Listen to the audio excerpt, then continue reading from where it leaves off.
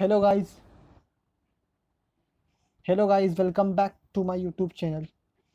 सो last time हमने इसी chapter number 1 introduction to micro and macro economics का part 1 किया था, जो था micro economics. Today we will going to study part 2, that will be your macro economics. So अब जो लोग सोच रहे हैं कि सर पार्ट 2 की बात कर रहे हो, पार्ट 1, तो पार्ट 1 मैंने अपने चैनल पे पहले ही डाल दिया है। फिर भी इसके डिस्क्रिप्शन में उसकी लिंक आपको मिल जाएगी, उसे आप देख लीजिएगा। ठीक है, और मैं आपको सजेस्ट ये करूँगा, पार्ट 2 देखने से पहले आप पार्ट 1 देखिए, फिर इस पार्ट 2 को आप देख सकते हो। सो अभी हम इसमें पढ़ने वाले हैं हमारा मैक्रो इकोनॉमिक्स। सो डेफिनेशन क्या बोलता है? Macro economics is the branch of economics which analyse the entire economy. ये क्या बोलना चाह रहा है हमें कि मैक्रो इकोनॉमिक्स जो होता है ना, वो पूरी एंटायर इकोनॉमी को एनालाइज करता है। जैसे माइक्रो इकोनॉमिक्स में हमने क्या पढ़ा था कि वो इकोनॉमी के छोटे छोटे पार्ट्स को स्टडी करता है, वो पूरी इकोनॉमी में डील नहीं करता है। पर ये क्या करता है, माइक्रो इकोनॉमिक्स क्या करता है, एंटायर इकोनॉमी को क्या करता है, डील करता है।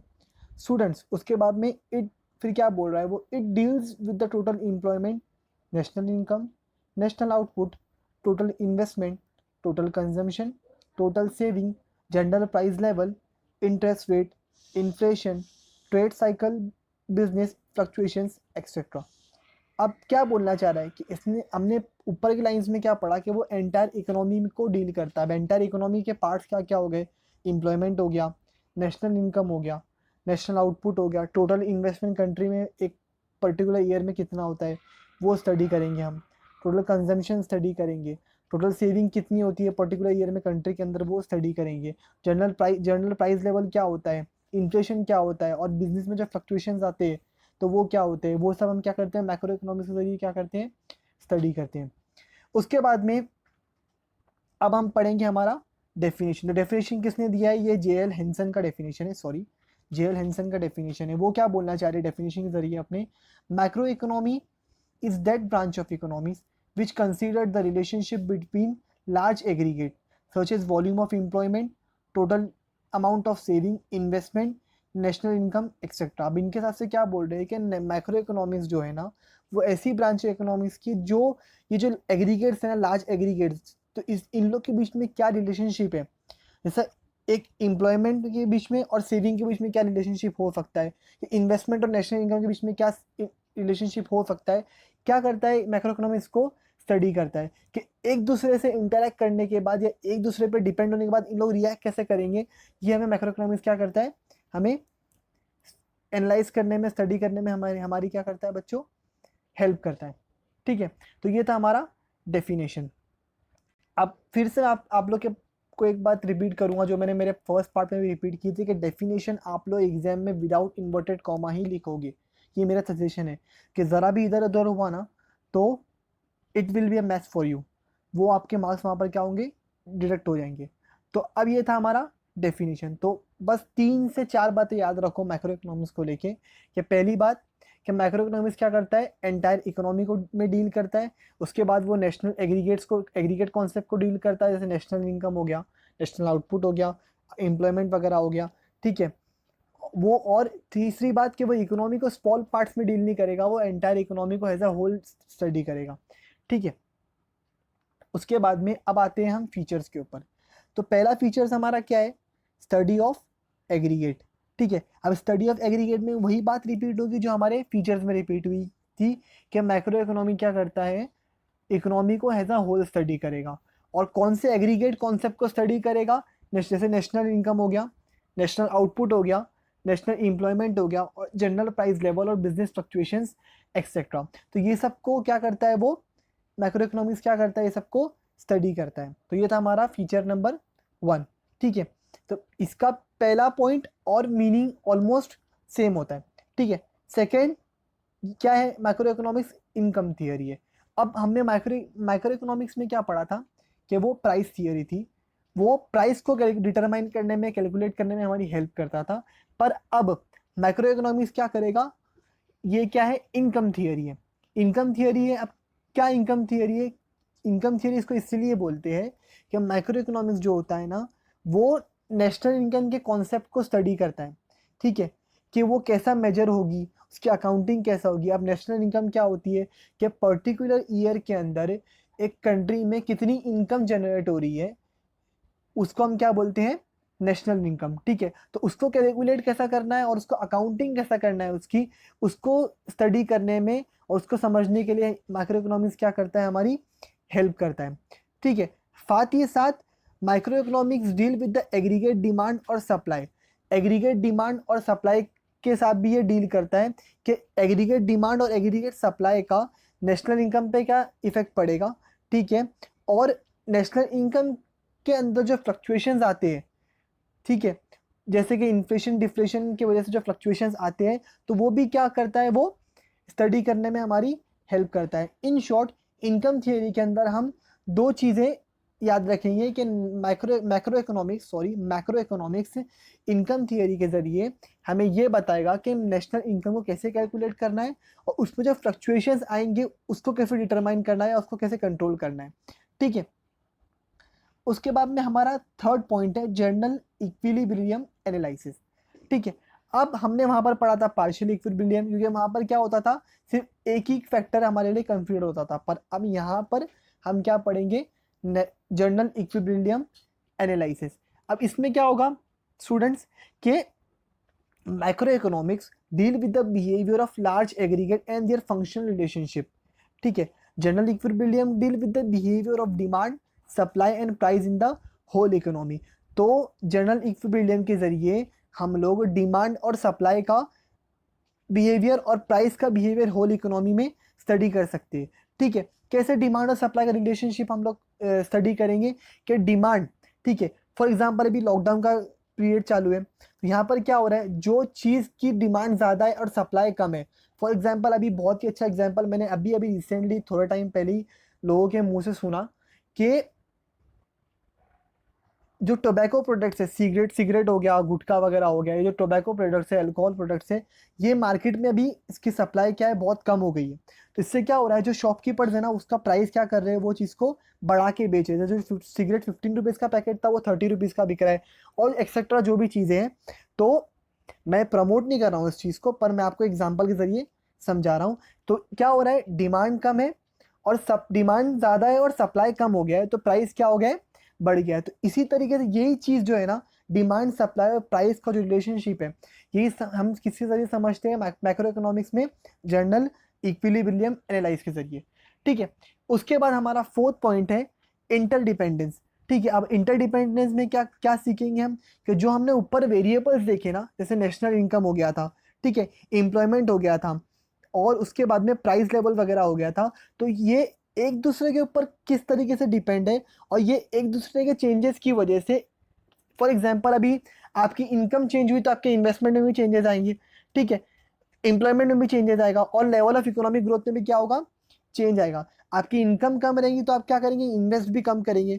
तो ये मैक्रो इकोनॉमिक्स क्या करता है कि इंटरडिपेंडेंस जो होता है ना, ये वेरिएबल्स का, ये स्टडी करने में हमें क्या करता है, हेल्प करता है, और उसका रिजल्ट हमें क्या करता है, बताता है। ठीक है, और हमारा फिफ्थ पॉइंट है लंपिंग मेथड। अब लंपिंग मेथड, मैक्रो इकोनॉमिक्स के अंदर हमने स्लाइसिंग मेथड पढ़ा था, जहाँ पर वो इकोनॉमी को क्या करता है, कट करता है पार्ट्स के अंदर और स्टडी करता है। ठीक है, पर लंपिंग मेथड उसका पूरा अपोजिट है कि इकोनॉमी को एज अ होल स्टडी करेगा। अब मैंने आपको एग्जाम्पल दूंगा, शायद मैं लास्ट टाइम भी शायद एग्जांपल यूज़ किया था, पर वापस रिपीट कर रहा हूँ कि हम हमारे फ्रेंड की बर्थडे पार्टी में जाते हैं। ठीक है, वहाँ पर केक आता है पार्टी के अंदर, है ना, तो आप वो केक को डायरेक्टली उठा के तो खा नहीं सकते हो। ठीक है, आप क्या करते हो, उसको कट करते हो, तो वो था हमारा माइक्रो इकोनॉमिक्स। आप वहाँ पर केक को कट किया, अपने इकोनॉमी को एज अ पीसेस में कट किया, तो वो था स्लाइसिंग मेथड, वो था तुम्हारा माइक्रो इकोनॉमिक्स। पर यहाँ पर आप इमेजिन कीजिए कि आप उस केक को डायरेक्टली खा रहे हो, मतलब इकोनॉमी को एज अ एंटायर स्टडी कर रहे हो, तो वो तुम्हारा क्या हो गया, लंपिंग मेथड। तो लंपिंग मेथड में आप एक ही बात याद रखेंगे स्टूडेंट्स, कि आप यहाँ पर इकोनॉमी को एज अ होल क्या कर रहे हो, स्टडी कर रहे हो। ठीक है, तो हमारा ये था फिफ्थ पॉइंट। अब हमारा सिक्स पॉइंट क्या है, ग्रोथ मॉडल।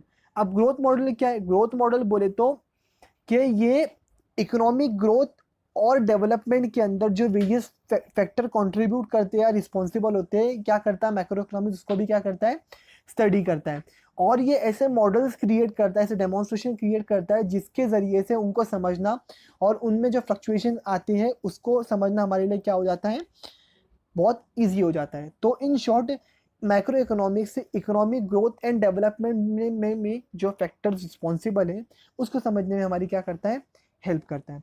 ठीक है, उसके बाद हमारा 7th पॉइंट है जनरल प्राइस लेवल। ठीक है, अब माइक्रो इकोनॉमिक्स में हमने क्या पढ़ा था कि वो प्राइस थियरी है, वो प्राइस को डिटरमाइन करने में क्या करता है, हमारी हेल्प करता है, कि वहाँ पर वो सिर्फ प्राइस को क्या कर रहा था, स्टडी कर रहा था। पर मैक्रो इकोनॉमिक्स में क्या है हमारा 7th point, general price level. ठीक है, तो क्या करता है मैक्रो इकोनॉमिक्स कि डिटरमाइन करता है जनरल प्राइस लेवल।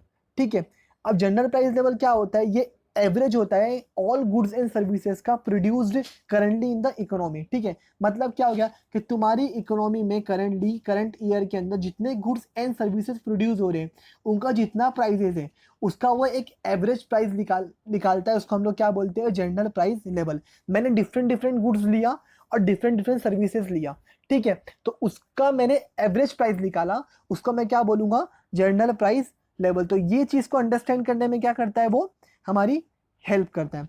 उसके बाद में ये जो है for short and for sure, ये हमारा पॉलिसी ओरिएंटेड है। 8 पॉइंट क्या बोल रहा है, ये हमारा पॉलिसी ओरिएंटेड है कि ये हमारे को हमारी इकोनॉमी में गवर्नमेंट को, बिजनेसमैन को, ठीक है, पॉलिसीज बनाने में क्या करता है, ये हेल्प करता है। अब गवर्नमेंट को पॉलिसीज बनाने में हेल्प करेगा मतलब कि गवर्नमेंट को इकोनॉमिक ग्रोथ कैसे करना है, ठीक है, जनरल एम्प्लॉयमेंट को कैसे कंट्रोल करना है, एम्प्लॉयमेंट जो अनएम्प्लॉयमेंट होता है इसको कैसे कंट्रोल करना है, इन्फ्लेशन को कैसे कंट्रोल करना है, जो मार्केट में डिप्रेशन आता है इसको कैसे कंट्रोल करना है। डिप्रेशन, ये साइकोलॉजिकल डिप्रेशन की बात नहीं कर रहा हूँ मैं, मार्केट में एक टर्म है जिसको हम बोलते हैं डिप्रेशन, वो आगे आप जाके स्टडी करोगे, पर डिप्रेशन को कंट्रोल करने में क्या करता है, हेल्प करता है। उसके बाद में हमारा ये थे हमारे कुछ 8 फीचर्स। ठीक है, उसके बाद में हमारा अगला है इंपॉर्टेंस ऑफ मैक्रो इकोनॉमिक्स, क्यों ये ज़रूरी है इकोनॉमिक्स। ठीक है, हम इसको बहुत ही ईजी और सिंपल तरीके से फटाफट समझ लेंगे। पहला क्या है, फंक्शनिंग ऑफ एन इकोनॉमी, के सिंपल सी बात है, मैक्रो इकोनॉमी इकोनॉमी को एज अ होल स्टडी कर रहा है, तो वो इकोनॉमी फंक्शन कैसा कर रही है उसको हमें समझाने में, अंडरस्टैंड करने में हमारी क्या करता है, वो हेल्प करता है कि क्या वेरिएबल्स रिस्पॉन्सिबल है, ठीक है, उसमें उनके फ्लक्चुएशंस क्या है, नेशनल इनकम क्यों कम होती है, क्यों ज़्यादा होती है, इकोनॉमिक ग्रोथ क्यों हो रही है, क्यों कम हो रही है, डेवलपमेंट कैसे हो रहा है, तो पूरी इकोनॉमी कैसे फंक्शन कर रही है उसको समझने में हमारी क्या करता है, मैक्रो इकोनॉमिक्स हेल्प करता है। ठीक है, सेकंड, इकोनॉमिक फ्लक्चुएशंस।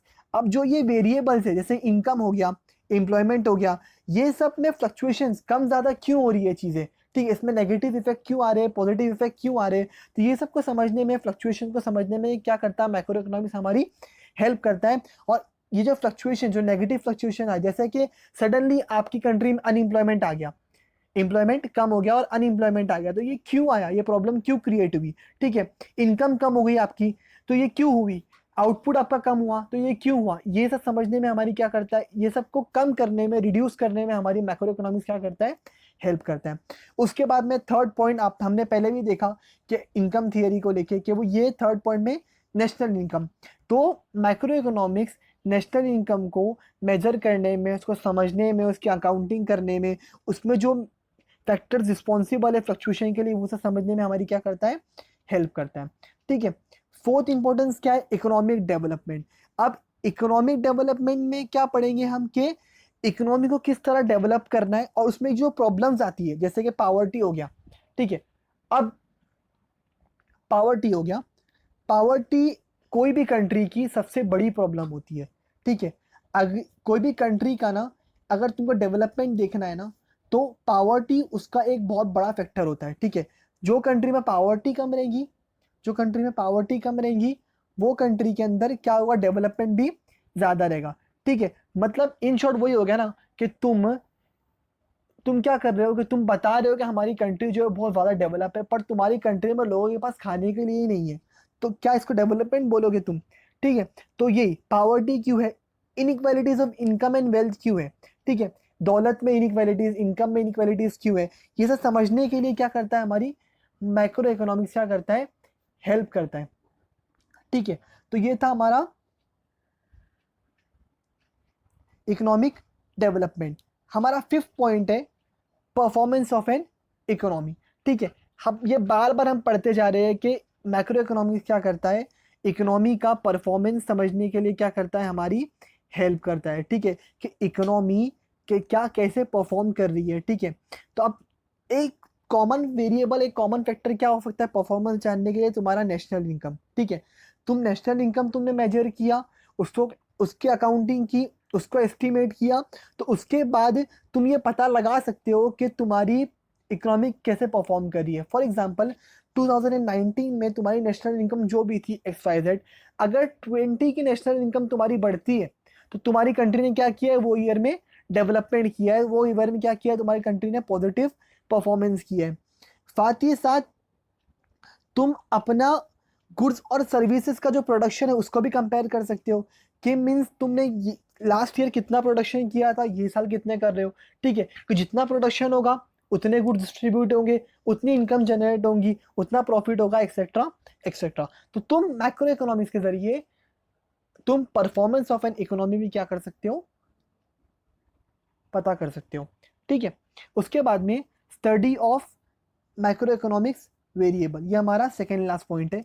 तो अब ये डिफरेंट मैक्रो इकोनॉमिक वेरिएबल्स जो है, देखो घुमा फिरा के वो सब जगह पे फीचर्स में ही वही बात बोलेगा, इंपॉर्टेंस में ही वो बात बोलेगा कि जो मैक्रो इकोनॉमिक वेरिएबल्स है ना, तुम्हारा इनकम हो गया, आउटपुट हो गया, एम्प्लॉयमेंट हो गया, जनरल प्राइस लेवल हो गया, ये सब को समझने में, उसके वर्किंग के अंदर हमारे मैक्रो इकोनॉमिक्स क्या करता है, हेल्प करता है। तो आप अगर फीचर्स अच्छे से पढ़ लोगे ना तो आपके लिए इंपॉर्टेंस पढ़ना बहुत सिंपल हो जाएगा।